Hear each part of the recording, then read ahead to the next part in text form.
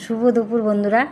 তো আমাদের যে নতুন সরকার যে প্রকল্পগুলো চালু করেছে তার যে ক্যাম্পিংগুলো হওয়ার কথা ছিল 15, 16, 17, তার মধ্যে 15 তারিখ আজকে তো আমাদের বাগাটি রামগোপাল হাই স্কুলে হয়েছে। তো সেই ক্যাম্পে আমি গিয়েছিলাম অন্নপূর্ণা ভাণ্ডারের জন্য। তো অন্নপূর্ণা ভাণ্ডারের জন্য ওনাদের সাথে যখন কথা বলতে যাই, ওনারা আমাকে জানায় যে একবার যখন ফিল আপ হয়ে গেছে আর দ্বিতীয়বার কোনো ফিল আপ করার প্রয়োজন নেই। আর একটা কথা বললেন যে সবথেকে ভালো এইখানে লাইনে ফিল আপ করার থেকে অনলাইনে ফিল আপ করাটা খুব তাড়াতাড়ি কাজ হবে।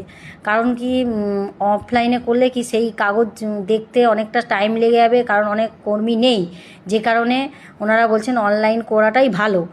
আর এগুলো বিশেষ করে এখানে অনেক রকম কাজ হচ্ছিলো, আধার কার্ডের সঙ্গে ব্যাংকের বইয়ের লিঙ্ক হচ্ছিল, তারপরে আয়ুষ্মান ভারতের যে প্রকল্পটা ওইটা হচ্ছে গিয়ে বলছে যাদের 60 বছর পার হয়েছে তাদের জন্যই শুধু সেই কার্ডটা হচ্ছে, আর তাদেরকে আধার কার্ড আর রেশন কার্ড নিয়ে যেতে বলা হয়েছে। আর আমাদের যেহেতু কোনো কাজ হলো না, তো আমরা ফিরে এলাম।